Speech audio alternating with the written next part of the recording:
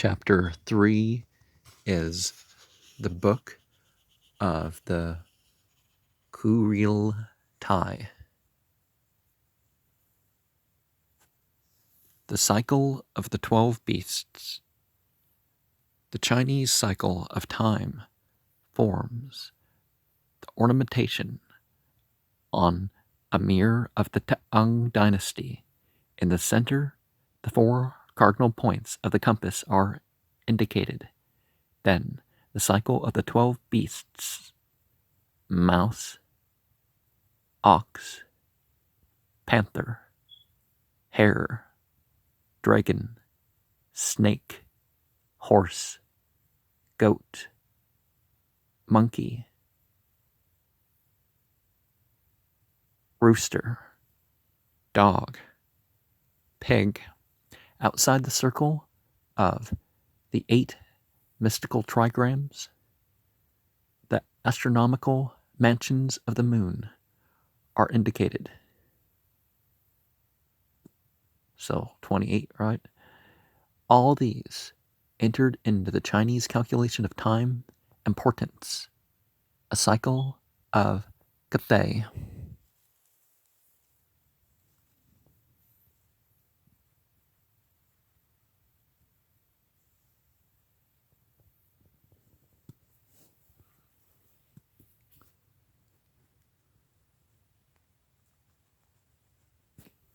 Is this the mansions of the moon, or is this... Okay, but what is this? Are these the 36 signs?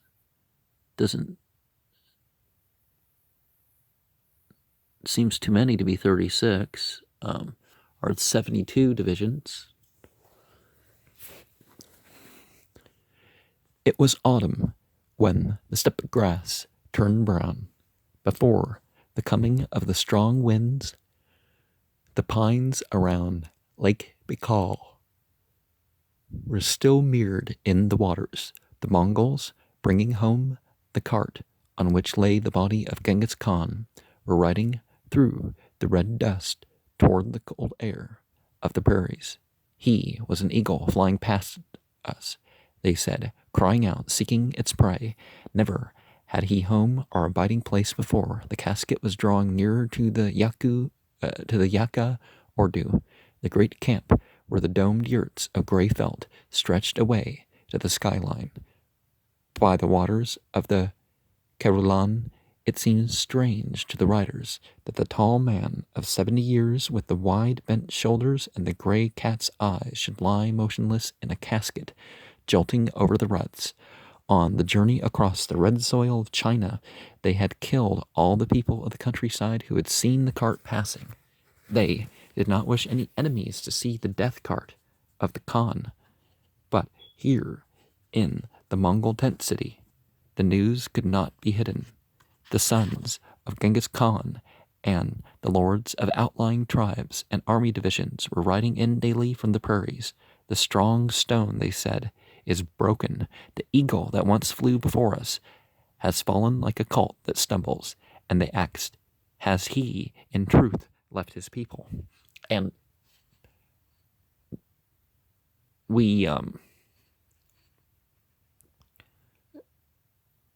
we can think of Surah 3, 144, 144. Who do you follow? Are you a fanatic who just, is going to turn his back when somebody dies? Or is it more than just a particular individual?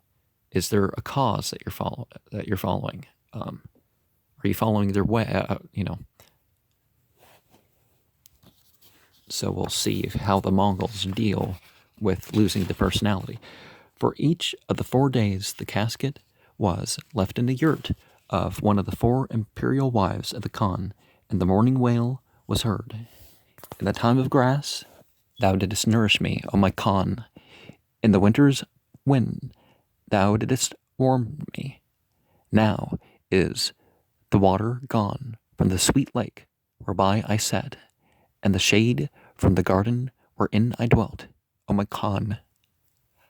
Each wife remain carefully within her own household as tribal custom ordained. Even Kulan, the youngest one, the last imperial wife, obeyed the custom. Each waited her turn to mourn when the casket crossed her threshold. They waited for the old man who had bred their many sons and daughters, and through them the seed of the sons, the young grandchildren, who had been inexorable in life, and who had conquered what pleased him of the far lands of the earth.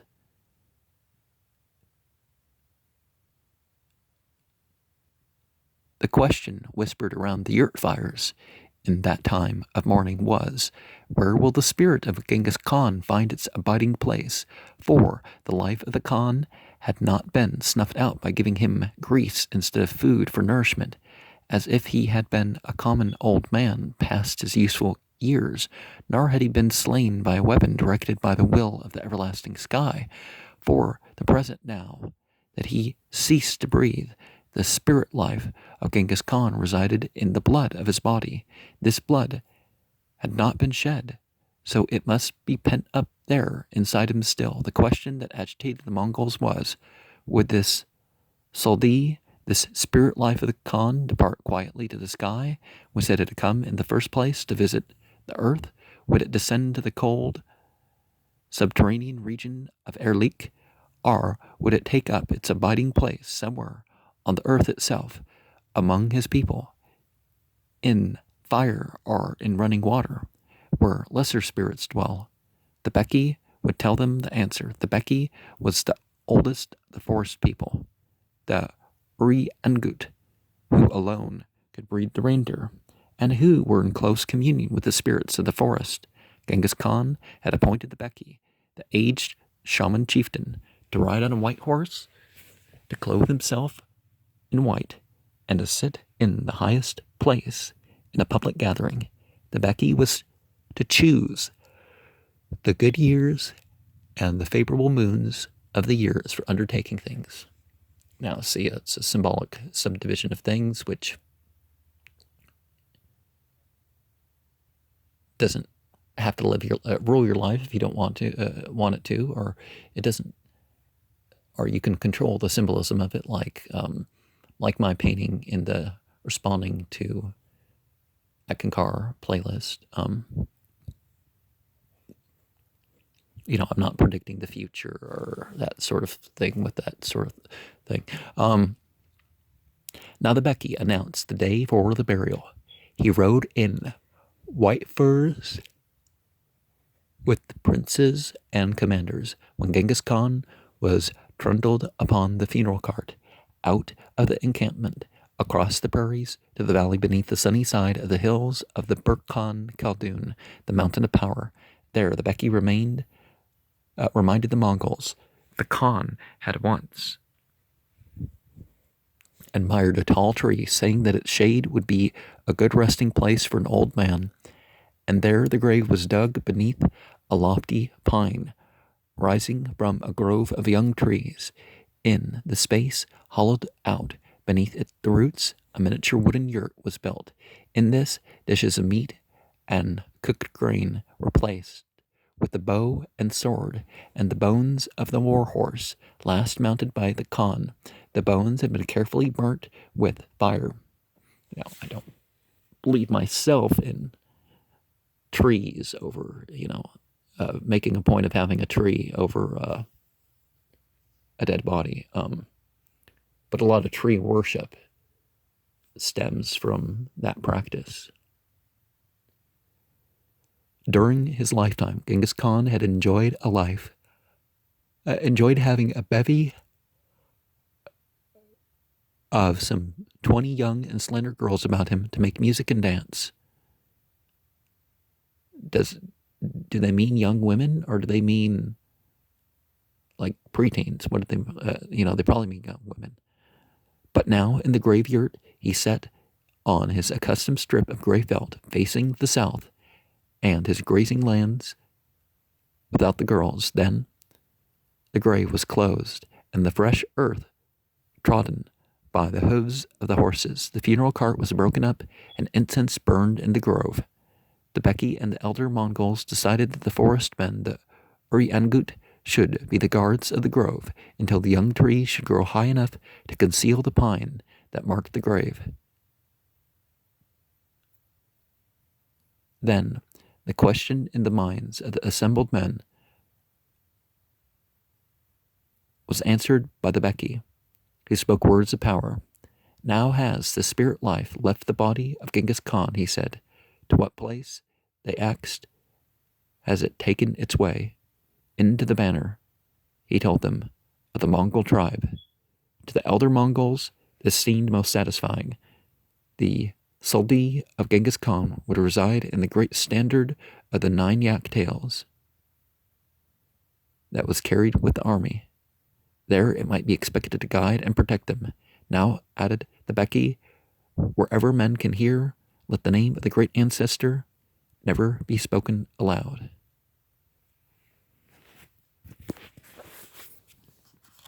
So was this near?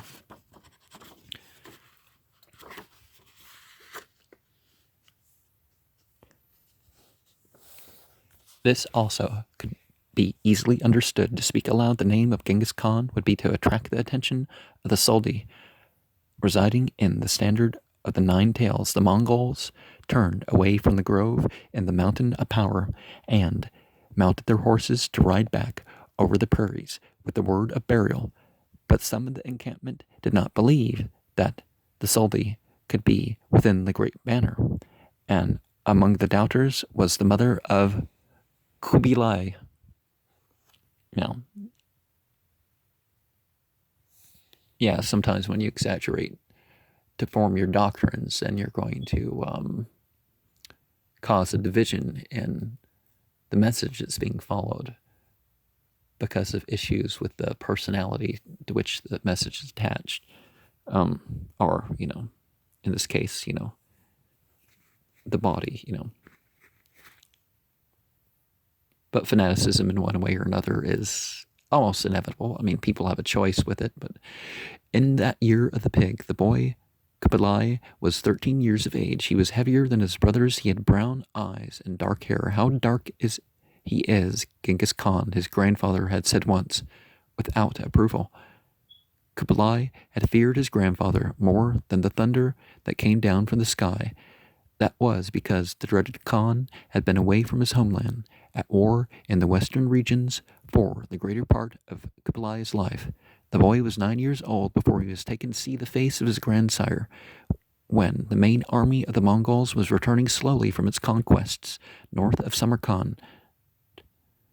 Then Genghis Khan had been preoccupied with hunting, and he had taken the boy Kubilai along to initiate him at his first hunt by rubbing grease and meat on his middle finger before he used his bow. Genghis Khan had turned to those around him. The words of the boy Kubilai are full of wisdom. Heed them well, heed them, all of ye. And this had been written down by the secretaries as one of the utterances of the Khan.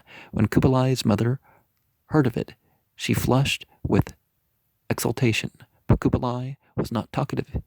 He used words sparingly. Kubilai Setchen, they called him. Kubilai the Wise. He was still attached to his mother's yurt. Not yet had he been given his first wife to breed his sons. Now that Genghis Khan had been shut up in his grave, Kubilai's mother was troubled by misgivings. She said nothing about it. But the adolescent boy, well, no longer boy, right? But I guess this writer, anybody who doesn't have wrinkles, knew that she was holding her anger in leash. Sir Kuktiti Begi, his mother, was daring and brilliant. She had come from the Kirait clan, Turkish in descent. In the time before Genghis Khan dissolving of the great clans, Kirait had been plains nomads, superior to the forest people or herders of sheep. They had lived on their horse herds, and so had been part of the steppe aristocracy. But Like the Mongols, their neighbors, they had been weakened, poverty-ridden. Unlike the Mongols, they had been forced to take the less desirable grazing land near the edge of the clay barrens.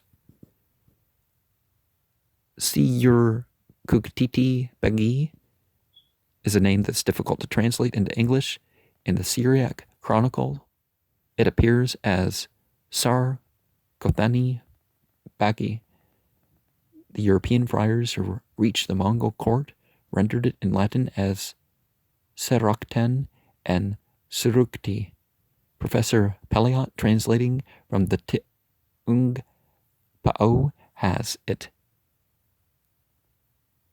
Soy or Got Tani Baki, Chinese into French.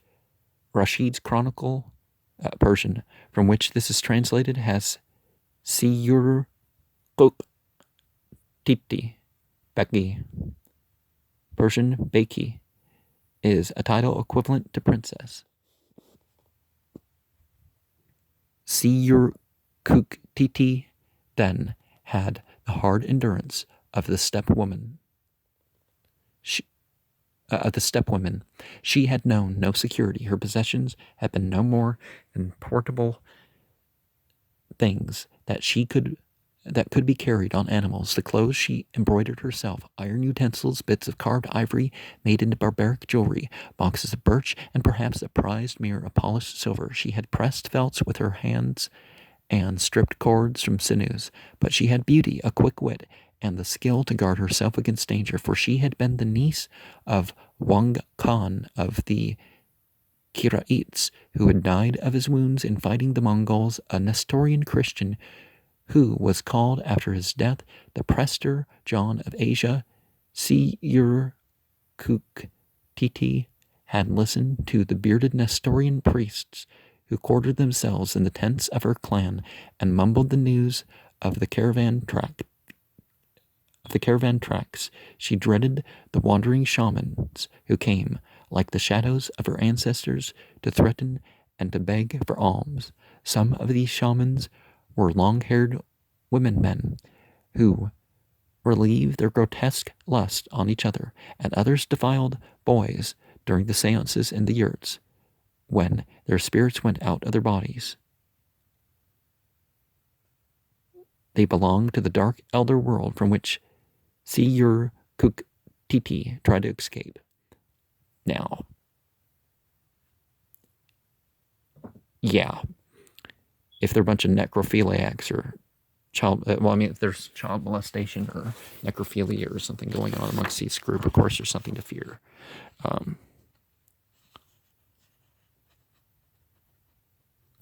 Her other neighbors had been the more intelligent Uyghurs, merchants who traveled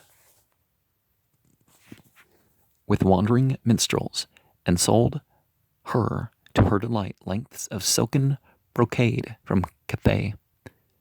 Siyur Kuktiti listened to the minstrels who told far-off things, and she rubbed the roughened skin of her face with sour cream to soften it. She was desirable, and she had been given as a girl to Tului, the youngest son of the Mongol conqueror, because she was his first wife. The son she bore him would be his heirs. Now, we sort of see, just like general Islamic society, that they're waiting for adolescence and some sort of proving or display that they're ready for marriage. Basically, I mean, not that they're wandering naked or something. I mean, so when they say boy or girls given in marriage, I don't think there's any indication that they mean children. The incessant campaigns of the Mongols had kept Tului in the saddle, and she had gone with him, unwilling to stay in the home yurts of the Golden Family. Now her own yurt had become splendid with the spoils of Cathay, with hangings of silk sewn with pearls and incense to burn in silver braziers. But this did not content Siyur Kuktiti. She put golden flowers in her